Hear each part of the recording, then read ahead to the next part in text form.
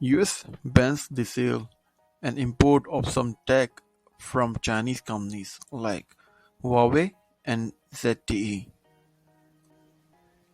Washington: The US is banning the sale of communications equipment made by Chinese companies Huawei and ZTE and restricting the use of some China-made video surveillance systems, citing an unacceptable risk to national security.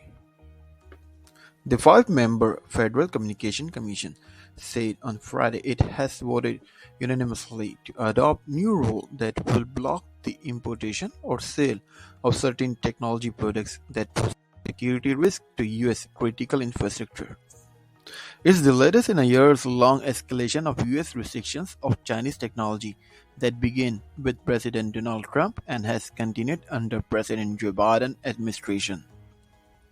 Quote unquote, the FCC is committed to protecting our national security by ensuring that untrustworthy communication equipment is not authorized for use within our borders, and we are continuing that work here, said FCC Chairwoman Jessica Rosenworcel, a Democrat, in a prepaid statement.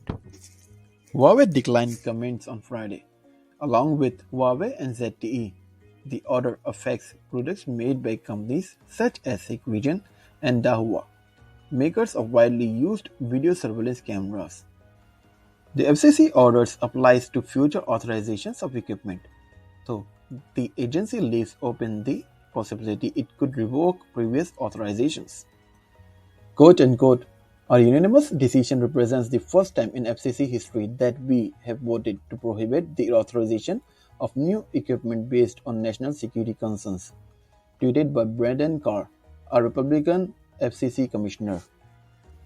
Quote unquote, Carr added that as a result of our order, no new Huawei or ZTE equipment can be approved, and no new Dahua, Hikvision, or Hytera gear can be approved unless they assure the FCC that their gear won't be used for public safety, security of government facilities, and other national security purposes.